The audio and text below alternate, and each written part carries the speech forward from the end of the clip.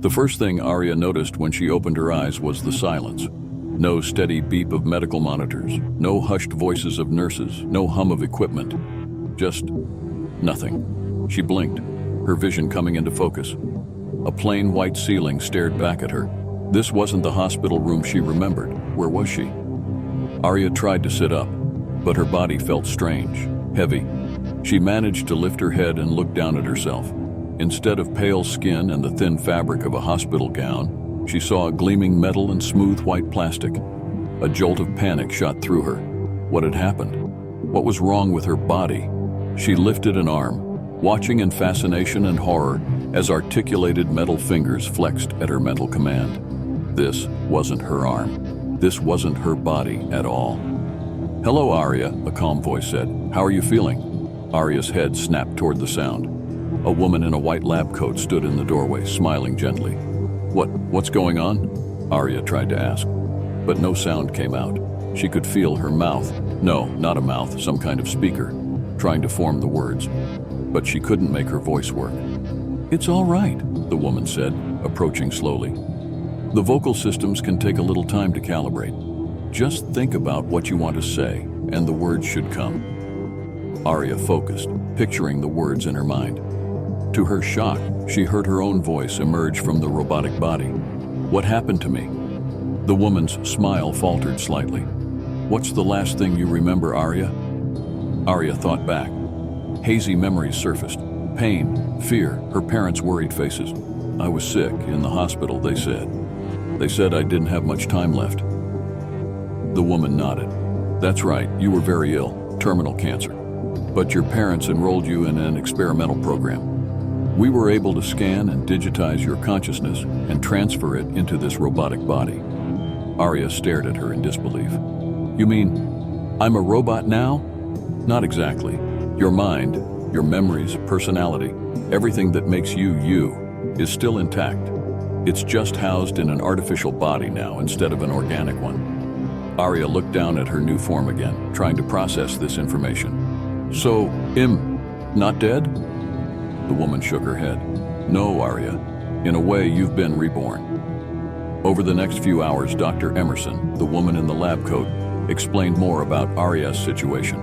The consciousness transfer technology was brand new, only successfully tested on a handful of terminally ill volunteers so far. Aria was the youngest subject yet. Her new body was top of the line, designed to mimic human appearance and movement as closely as possible. But it was undeniably artificial, metal and plastic and circuitry instead of flesh and blood. "You'll need some time to adjust," Dr. Emerson said, "both physically and mentally.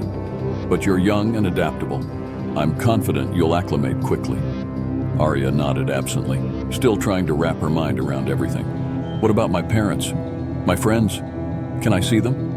Dr. Emerson hesitated. "Soon, we need to make sure you're stable first. And, well, need to prepare them. This is a big adjustment for everyone."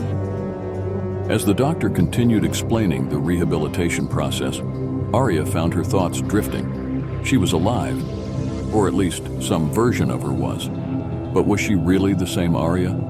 Did it matter that her thoughts and memories now existed as lines of code instead of firing neurons? She pushed the philosophical questions aside for now.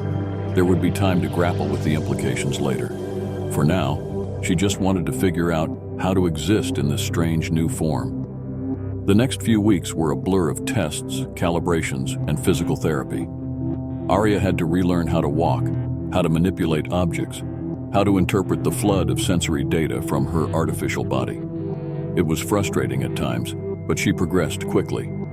Finally, after nearly a month, Dr. Emerson deemed her ready for visitors. Aria waited nervously in her room, absently flexing her new fingers. How would her parents react? Would they still see her as their daughter? The door opened, and her mom and dad walked in slowly. They stopped a few feet away, staring at her with a mixture of wonder and apprehension. "Mom, Dad," Aria said hesitantly. "It's me. I'm still here." Her mother let out a choked sob and rushed forward, enveloping Aria in a hug. Aria returned the embrace carefully, marveling at how small and fragile her mom felt now. "Oh, sweetheart," her mom whispered. "We've missed you so much." Her dad approached more cautiously, studying her with red-rimmed eyes. "Aria, is it really you in there?" Aria nodded. "Yeah, Dad, it's me. I know I look different, but I'm still me inside." He reached out and took her hand, squeezing it gently. "I'm so glad you're still with us, Pumpkin. When the doctors said there was nothing more they could do, I thought we'd lost you forever."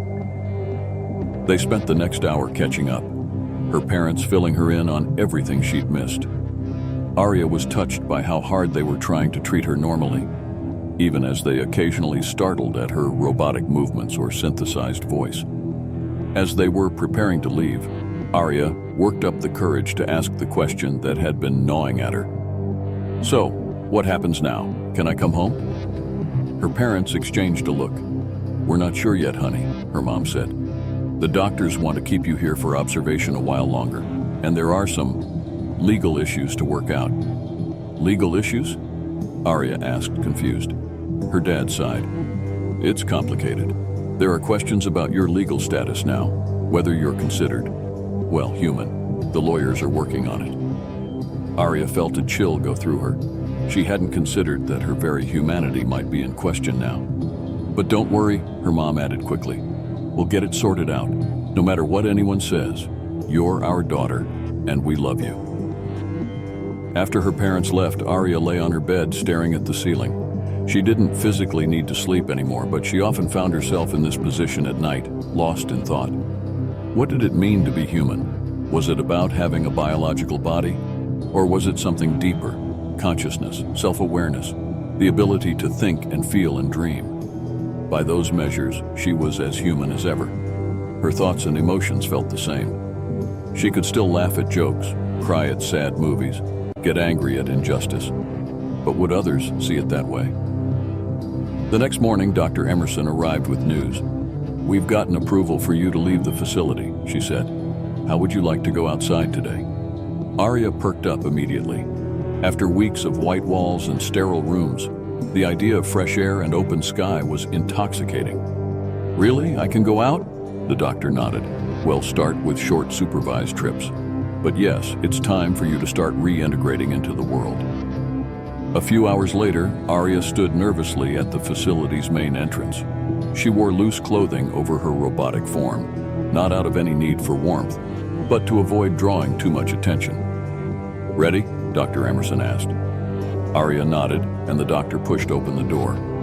Sunlight streamed in, and Aria gasped as her optical sensors adjusted to the brightness. She stepped outside, marveling at the sensations. She could feel the warmth of the sun, the light breeze against her synthetic skin. Her audio receptors picked up a cacophony of sounds: birds chirping, cars in the distance, the rustle of leaves. It was overwhelming and wonderful. Aria felt a surge of emotion, wishing she could cry tears of joy. As they walked down the street, Aria noticed people staring. Despite the clothing, her movements were just a bit too smooth, her appearance just slightly off from fully human. She tried to ignore the curious and sometimes fearful looks. They stopped at a small park, and Aria sat on a bench, taking it all in. A group of kids played on a nearby playground, their laughter carrying on the wind. "Do you think I'll ever be able to live normally again?" Aria asked softly. "Go to school, hang out with friends, just be a regular teenager?" Dr. Emerson sat beside her. "I hope so, Aria. It won't be easy. There will be challenges, both practical and social. But you're still you, and you deserve the chance to live your life."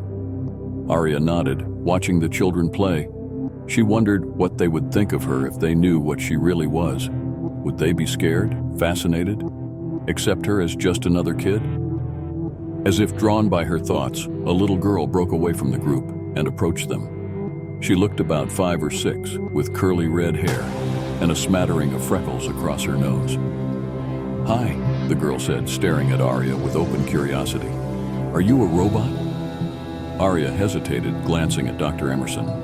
The doctor gave a small nod, leaving the decision up to her. "Kind of," Aria said finally. "I'm a person, but I have a robot body." The girl's eyes widened. "Wow, that's so cool. Can you do robot stuff, like shoot lasers from your eyes?" Aria couldn't help but laugh. No, no lasers. I'm just a regular kid mostly. I can't do anything too special. Oh. The girl looked a little disappointed. Well, you still look really neat. I like your eyes. They're all glowy. Thanks, Aria said, touched by the child's easy acceptance. I like your freckles. The girl beamed, then turned as her mother called her name. I gotta go, bye, robot girl. As the child ran off, Aria felt a mix of emotions. The interaction had been sweet, but it also highlighted how different she was now. Would she ever be seen as just another person again? The next few months were a whirlwind of new experiences and challenges. Aria split her time between the research facility, where she underwent constant tests and adjustments, and the outside world, where she slowly relearned how to navigate society in her new form. There were practical issues to deal with. Her robotic body didn't need food or sleep, but she had to regularly connect to a charging station to replenish her power cells. She couldn't feel pain, which was both a blessing and a curse. It meant she had to be extra careful not to damage her synthetic body. But the biggest hurdles were social and emotional. Aria's friends reacted with a mix of fascination and unease when they first saw her. Some adapted quickly, treating her much the same as before. Others grew distant, unsure how to relate to her now. Aria found herself grappling with questions of identity and humanity on a daily basis. Was she the same person she had been before? Did her artificial body make her less than human? Or was she something new entirely? One person who seemed to understand what she was going through was Eli, a boy she met at a support group for teens with prosthetics and other medical devices. Eli had lost both legs in an accident the year before, and now wore high-tech prosthetics that allowed him to walk and even run. It's weird, isn't it? He said to her one day as they sat in the park after a group session. Being part human, part machine, never quite fitting in anywhere. Aria nodded. Yeah, I mean, at least with you, it's just your legs. I'm like this all over. Sometimes I don't know if I'm more person or appliance. Eli laughed. Trust me, I've had those thoughts too. But here's how I see it. What makes us human isn't our bodies. It's our minds, our souls, if you believe in that kind of thing. You're still you in there, right? I think so, Aria said. I feel like me. I have all my memories, my personality. But sometimes I wonder if I'm just a really good copy of the original Aria. Does it matter? Eli asked. Even if you were a copy, you're a thinking, feeling being. That's what counts. Aria considered this. I guess you're right. It's just hard sometimes, feeling so different from everyone else. Eli bumped her shoulder gently with his. Hey, different isn't bad. We're like superheroes or something. Regular humans are so last century. Aria laughed, grateful for his lighthearted perspective. Eli had a way of cutting through her existential angst and making her feel almost normal. As the weeks passed, Aria slowly adjusted to her new reality. She started attending school again, though only for half days at first. The principal and teachers had been briefed on her situation, and most were supportive, if a bit uncertain how to handle things. Her classmates were another story. Some were fascinated by her, peppering her with questions about her robotic body. Others were clearly uncomfortable, avoiding eye contact or giving her a wide berth in the hallways. Aria tried not to let it bother her, focusing on her studies and the friends who stood by her. But it was hard not to feel isolated sometimes, set apart from the normal human experience. One day, as she sat alone at lunch, absently going through the motions of eating food she didn't need, she overheard a conversation at the next table. I'm telling you, it's creepy, a girl was saying, having that thing in class with us. How do we know it's not recording everything we say and do? Come on, it's just Aria, another voice replied. She's not a thing, she's a person. Is she though? The first girl insisted. I mean, she died, right? So what is she now? Some kind of zombie robot? Aria's hands clenched, bending the metal fork she held. She wanted to turn around, to defend herself, but what could she say? In a way, the girl was right. She had died, or at least her original body had. What was she now? Lost in these dark thoughts, she almost didn't notice when someone sat down across from her. She looked up to see Mia, one of her old friends who had been keeping her distance since Aria's transformation. Hey, Mia said awkwardly. Mind if I sit here? Aria shook her head, surprised. No, go ahead. They sat in uncomfortable silence for a moment before Mia spoke again. I'm sorry I've been weird lately. This is all just a lot to process, you know? Yeah, I know, Aria said softly. It's been pretty overwhelming for me too. Mia nodded. I can't even imagine. But I've been thinking a lot, and you're still you, aren't you? I mean, when we talk, it's still like talking to my friend Aria. I'd like to think so, Aria said. I feel like me, even if I look different now. Then that's what matters, Mia said firmly. I'm sorry it took me so long to figure that out. Think we could maybe hang out sometime? Like old times? Aria felt a warmth in her chest that had nothing to do with her power core. I'd really like that. As they continued talking, Aria felt a spark of hope. If Mia could come around, maybe others would too. Maybe she could have a normal life after all, or at least a new kind of normal. But just as things seemed to be looking up, a new challenge arose. One morning, Aria arrived at school to find a crowd gathered around the entrance. As she approached, she saw news vans and reporters with cameras. There she is, someone shouted, and suddenly Aria was surrounded by microphones and flashing lights. Aria, how does it feel to be the world's first teenage cyborg? A reporter called out. Is it true that your consciousness was illegally transferred without proper consent? Another asked. Are you planning to sue the company that created your robotic body? Aria froze, overwhelmed by the barrage of questions. How had they found out about her? Why were they here? She felt a hand on her arm and turned to see Eli, who must have heard the commotion and come to investigate. Come on, he said quietly. Let's get you inside. Eli gently guided Aria through the crowd, using his body to shield her from the cameras. They pushed through the school doors, where a group of teachers had gathered to help manage the situation. Once inside, Aria leaned against a wall, her synthetic body trembling slightly. What's going on? She asked. How did they find out about me? The principal, Mr. Garrett, approached with a grim expression. I'm so sorry, Aria. Someone leaked information about your condition to the press. We're trying to figure out who, but for now, we need to focus on protecting your privacy. Aria nodded numbly, her mind racing. She had known her situation would become public eventually, but she hadn't expected it to happen like this, so suddenly and dramatically. What should I do? She asked. For now, I think it's best if you go home, Mr. Garrett said. We'll contact your parents and work on a plan to handle this. Don't worry about your classes. Well, make sure you don't fall behind. As Aria prepared to leave, Eli spoke up. I'll go with her, make sure she gets home okay. Mr. Garrett hesitated, then nodded. All right, but be careful, both of you. The media can be quite persistent. They managed to slip out a side entrance, avoiding the bulk of the reporters. But a few enterprising journalists spotted them, shouting questions as they hurried down the street. Just keep walking, Eli muttered. Don't engage.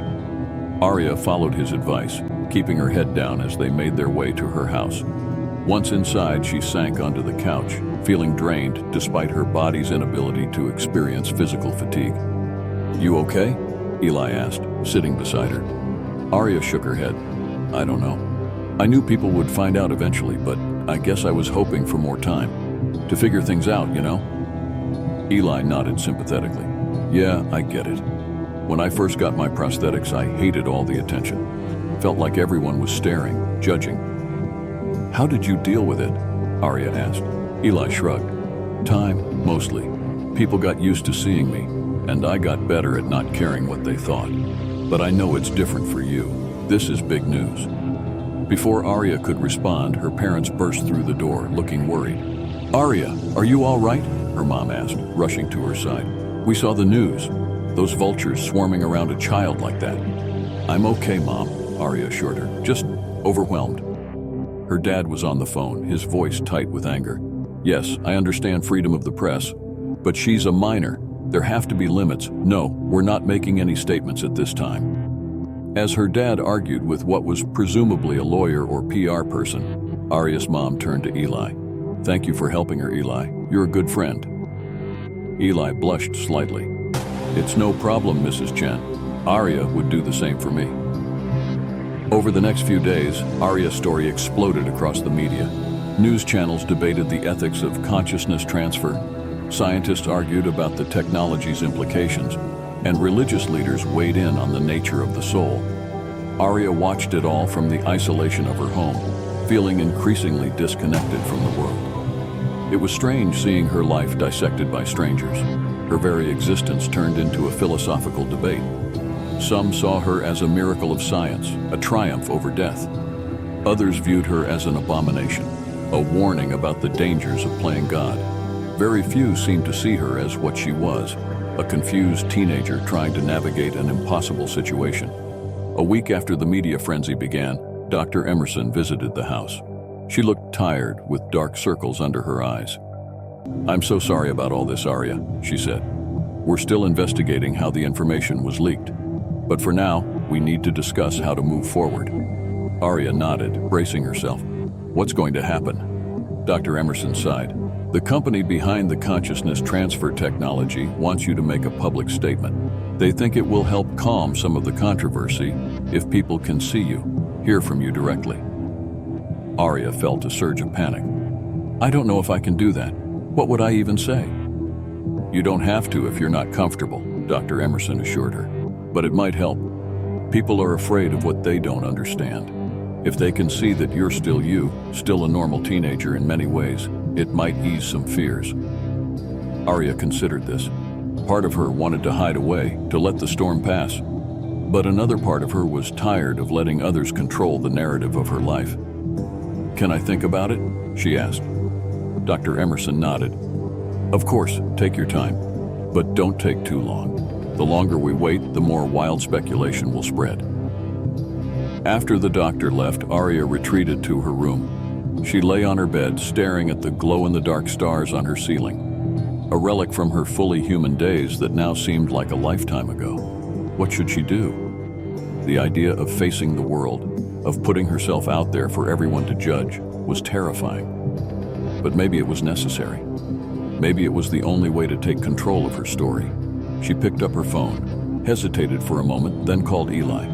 "Hey, robot girl," he answered, using the nickname he'd given her. "How are you holding up?" "Been better," Aria admitted. "Listen, I need your advice. They want me to make a public statement about all this. What do you think I should do?" Eli was quiet for a moment. "That's a tough one. On one hand, it might help people understand. On the other, you don't owe anyone an explanation for your existence." "Yeah," Aria sighed. "I'm just not sure I'm ready for that kind of scrutiny." "Well, what do you want?" Eli asked. "Forget about what everyone else thinks for a minute. What does Aria want?" Aria thought about it. What did she want? To be normal again? That wasn't possible. To hide away? That didn't feel right either. I want people to see me as a person," she said slowly. "Not a scientific breakthrough or a philosophical question. Just a girl trying to live her life." "Then maybe that's what you need to show them," Eli suggested. "Not some polished, corporate-approved statement. Just you, being you." Aria nodded, an idea forming.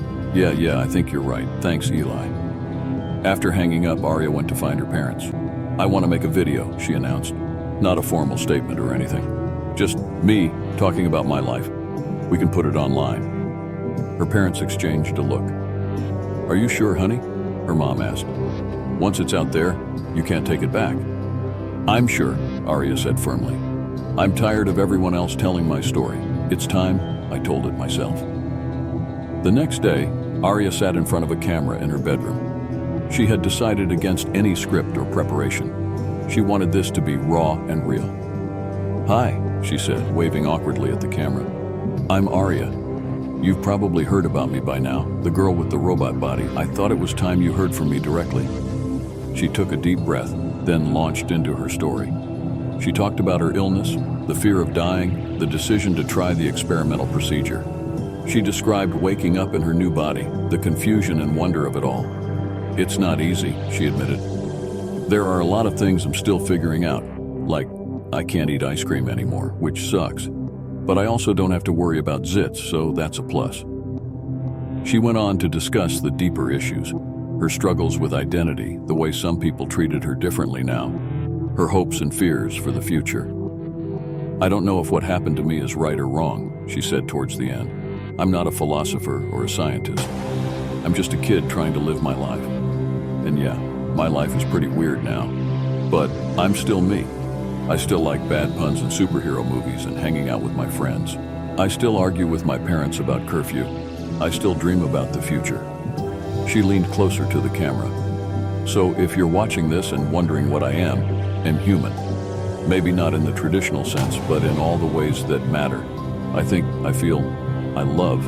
I'm just doing it with different hardware now." Aria ended the video with a smile and another awkward wave. "Thanks for listening. Oh, and Mom, if you're watching this, I still don't want to clean my room. Being a cyborg doesn't change that." The video went viral almost immediately after Aria posted it. Millions of views poured in, along with thousands of comments.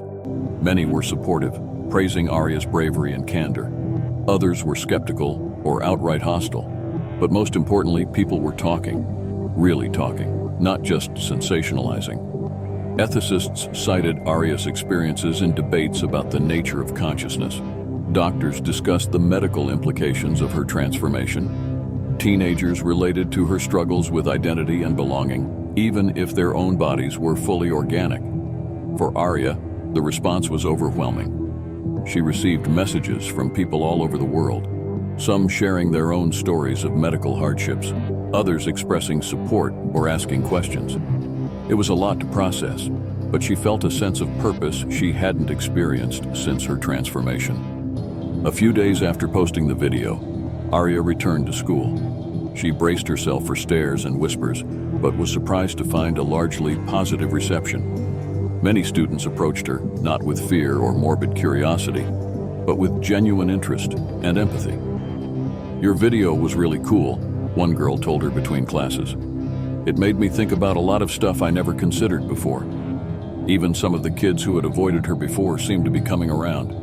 The girl Aria had overheard calling her creepy actually apologized, admitting she had been scared of what she didn't understand. It wasn't all smooth sailing, of course. There were still those who viewed her with suspicion or disgust, and the media attention, while less frenzied, hadn't completely died down. But Aria felt more equipped to handle it now. She had found her voice, and she intended to keep using it. As the weeks passed, Aria found herself becoming something of an unofficial spokesperson for transhumanism and medical technology. She was invited to speak at conferences, consult on ethical guidelines for consciousness transfer, even testify before a congressional committee on the rights of individuals with synthetic bodies. It was a lot of responsibility for a teenager, but Aria embraced it. She saw it as a chance to shape the conversation, to ensure that others who might follow in her footsteps would have an easier path. Through it all, her friendship with Eli deepened. He was her rock, the one person who truly seemed to understand what she was going through. They spent countless hours talking, laughing, supporting each other through the ups and downs of their unique situations. One evening, as they sat on the roof of Aria's house watching the sunset, Eli turned to her with a serious expression. "You know, I've been thinking," he said, "about the future, about what all this technology could mean." Aria nodded, encouraging him to continue. "Like, look at us," Eli went on. "You with your robot body, me with my super advanced legs. We're already kind of cyborgs, right? And the technology is only going to get better." "What are you getting at?" Aria asked, intrigued. Eli's eyes sparkled with excitement. "I'm saying, what if this is just the beginning? What if in the future, everyone could choose to upgrade their bodies? Not just people who are sick or injured, but anyone who wants to be stronger, faster, live longer." Aria considered this. "It's an interesting idea, but also kind of scary, don't you think? It could create a huge divide between those who can afford upgrades and those who can't." "True," Eli admitted. "But what if we could make it accessible to everyone? Imagine a world where no one has to suffer from diseases or disabilities, where we could explore space in bodies designed to withstand radiation and low gravity, where we could potentially live for centuries, accumulating knowledge and experiences." "It sounds amazing," Aria said, "but also complicated. There would be so many ethical issues to work out." Eli nodded. "Definitely, but that's where you come in. You're already helping shape the policies around this stuff. You could be at the forefront of guiding humanity into this new era." Aria laughed. "No pressure or anything, right?" But as they continued to talk, Aria found herself getting caught up in Ella's vision. It was both exhilarating and terrifying to think about. A future where the line between human and machine blurred, where the limits of the human body could be overcome. "You know," she said after a while, "a year ago, I thought my life was over. Now I'm sitting here talking about the future of humanity. It's kind of wild." Eli grinned. "Life's funny that way. You never know where it's going to take you." As the last rays of sunlight faded, Aria looked out over the city. She thought about all she had been through, all she had learned. She thought about the challenges still ahead, the questions still unanswered. But most of all, she thought about the possibilities. Her journey had opened up a world of potential, not just for her, but for all of humanity. It wouldn't be easy, navigating the complex, ethical, and practical challenges of this brave new world. But Aria was ready to face it head on. She wasn't just a girl in a robot body anymore. She was a pioneer, standing at the threshold of a new era of human evolution. And whatever came next, she would face it with courage, compassion, and an unwavering belief in the potential of the human spirit, whether housed in flesh and blood or circuits and steel. As the stars began to appear in the darkening sky, Aria felt a sense of peace wash over her. She didn't have all the answers, but she had hope, and sometimes that was enough. "So," Eli said, breaking the comfortable silence, "what's next for the world's most famous teenage cyborg?" Aria smiled, her synthetic eyes glowing softly in the twilight. "I don't know exactly, but I think it's going to be one heck of an adventure." And with that, Aria and Eli turned their gaze back to the stars. Two young pioneers on the cusp of a revolution, ready to help shape the future of what it means to be human in a world where the boundaries between man and machine were becoming increasingly blurred. As they sat there, lost in thought and possibility, Aria couldn't help but feel a surge of excitement. Whatever challenges lay ahead, whatever obstacles she might face, she knew one thing for certain. Her story was far from over. In fact, in many ways, it was just beginning. The end of her old life had become the beginning of something far greater than she could have ever imagined. And as she sat there, her robotic body a testament to human ingenuity and the indomitable nature of the human spirit, Aria felt ready for whatever the future might hold. After all, she had already defied death once. What was a little thing like reshaping the future of humanity compared to that? With a smile, Aria stood up, her movements fluid and graceful. "Come on," she said to Eli, "we've got work to do." And together, they headed back inside, ready to face the challenges and opportunities of their brave new world. The future was waiting, and Aria Chen, teenager, cyborg, pioneer, was ready to meet it head on.